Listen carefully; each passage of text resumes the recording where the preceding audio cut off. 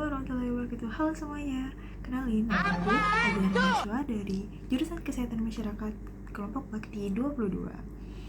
Aku mau ngebahas salah satu perkembangan teknologi dari sektor keuangan yang harus dimusnahkan. Apa itu? Ya, pinjaman online ilegal. Keberadaan pinjaman online ini di satu sisi memberikan dampak positif berupa kemudahan bagi masyarakat untuk mendapatkan pinjaman dana dibandingkan dengan lembaga keuangan seperti bank. Namun, juga terdapat dampak negatif, yaitu jika masyarakat tidak memahami prosedur peminjaman SOP dari lembaga yang berkaitan, besaran bunga yang diterapkan, serta legalitas dari financial teknologi pinjaman online tersebut. Jumlah peminjaman online ilegal ini terus bertambah, meskipun otoritas jasa keuangan telah melakukan penindakan-penindakan, sehingga hal ini menimbulkan kekhawatiran di masyarakat karena dapat menimbulkan kerugian, baik secara material dan non-material. Secara material, masyarakat akan dirugikan oleh bunga yang cukup besar dan adanya potongan-potongan biaya pada saat penerimaan dana.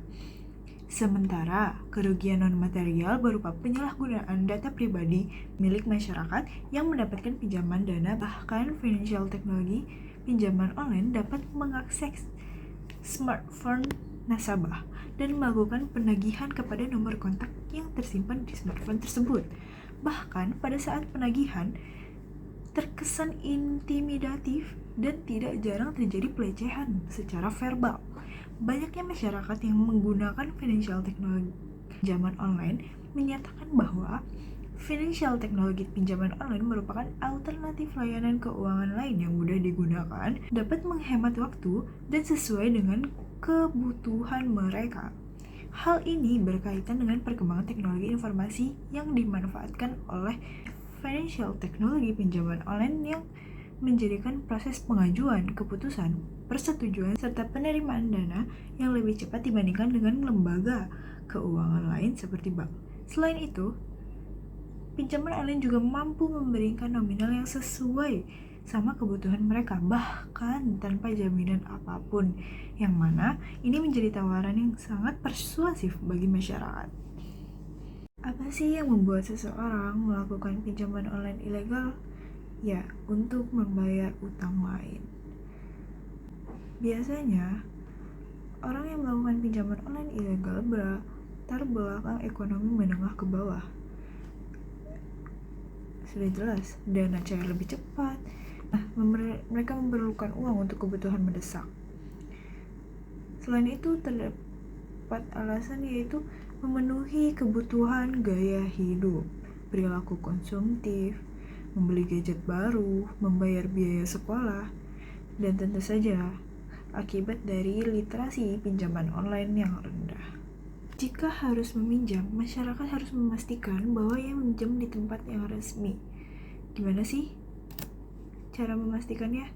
Cek di website resmi OJK. Masyarakat harus lihat transparansi bunganya. Masyarakat harus berhati-hati dengan iklan yang berupa ajakan memaksa. Biasanya pinjol ilegal ini menawarkan pinjaman melalui SMS atau dengan memasang iklan spam di halaman-halaman website. Kebanyakan pinjol ilegal ini mengirimkan pesan berupa kata-kata dan angka yang menyematkan link dengan menggunakan nomor pribadi. Periksa dulu legalitas dan rekam jejak digital pinjol yang Anda gunakan. Pastikan identitas pemilik dan alamat kantor layanan pinjaman online tersebut, dan baca ulasan para pengguna aplikasi pinjaman online tersebut. Apa yang harus dilakukan jika sudah terlanjur terlibat dalam pinjaman online ilegal? Buat laporan agar pinjol ilegal tersebut diblokir. Yang kedua, tidak melakukan pinjaman di pinjol ilegal lain untuk menutup utang lama yang sudah melewati jatuh tempo. Bila menerima teror penagihan pinjaman, segera blokir seluruh kontak pihak yang melakukan teror dan imbau seluruh relasi yang dimiliki untuk mengabaikan bila turut dihubungi. Bila terjadi teror dan intimidasi, segera laporkan ke pihak kepolisian untuk selanjutnya diproses secara hukum. Sekian yang dapat saya sampaikan. Maaf dan terima kasih yang sudah menonton. Wassalamualaikum warahmatullahi wabarakatuh.